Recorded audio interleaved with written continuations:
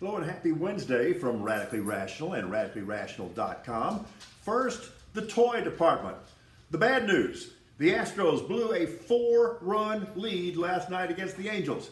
The good news, they came back and won it in the ninth, so that is a W. LeBron trying to walk it back, actually trying to run it back, not going to work. He posed the question, why would Brittany Griner want to come back to the United States? That's kryptonite. I cannot excuse it. I will not excuse it. LeBron, that was not cool. You step in it, on it, or whatever preposition you want to use. This time, I absolutely believe Gronk. I think he's done, and I think that's a good thing. Not that he's not a wonderful player, but because that guy is now a physical wreck, he has nothing left to prove. I think he's doing the right thing. So the Carolina Panthers say they're going to have an open quarterback competition between Baker Mayfield and Sam Darnold. No, they're not. They'll go through the motions, but you don't go to the trouble of acquiring Mayfield if you're not going to start him, and it is the right move. I have nothing against Sam Darnold, but Baker Mayfield, when healthy, is a better quarterback than Sam Darnold. Let's not forget that in 2020, Baker Mayfield was not just an okay quarterback, he was a very good quarterback. Now, he stunk up the joint last year. He was also a physical wreck. There are things he did not handle well. He was immature, but he has a fresh start, and he is a better quarterback than Sam Darnold. Can you believe that I went a minute and a half without referencing yesterday's hearing? Here we go. That's not the way we do things in the United States. Pat Cipollone, well put. And isn't that the core of this entire tawdry saga?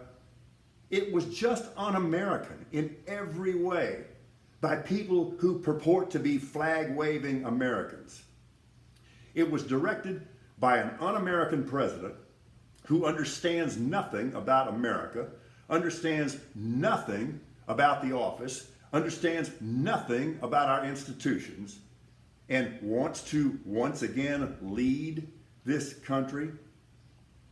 It was a scheme that was followed by un-American lackeys, and people died as a result, and democracy very nearly died.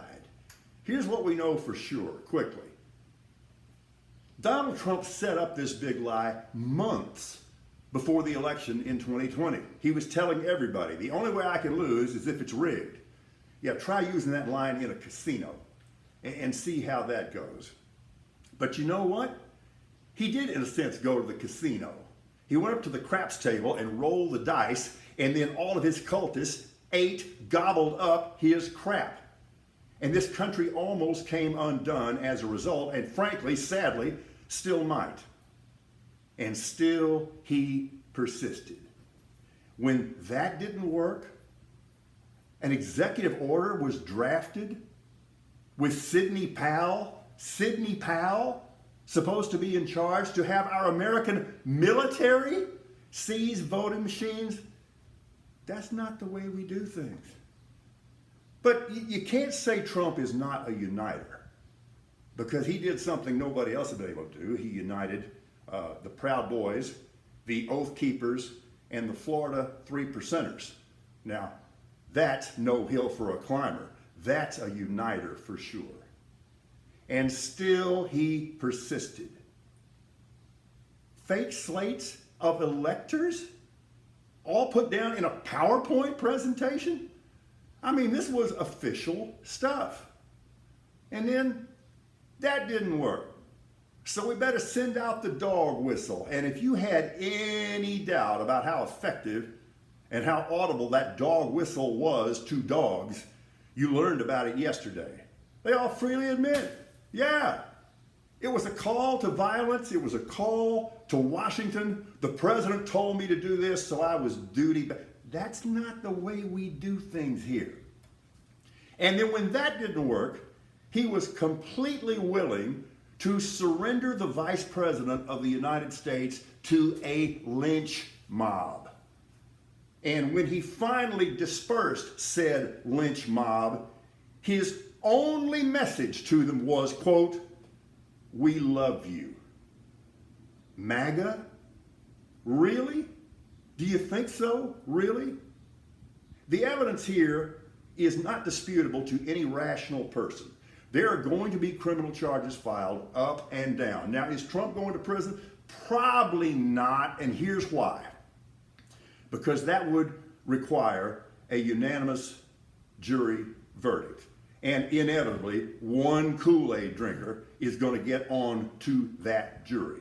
Other people are not going to be so lucky because Race Bannon, you're going to jail. Giuliani, you're going to jail. Hey, Flynn, you may have used up that pardon a little bit too early. Say what you want about this, but don't tell me that that was an American president acting in the best interests of America. That was a deranged, completely unhinged person whose only consideration was and always has been himself. In the words of that text that we read yesterday from Brad Pascal, it was an American president inciting civil war. Can't go for that. Go to radicallyrational.com and have a good Wednesday.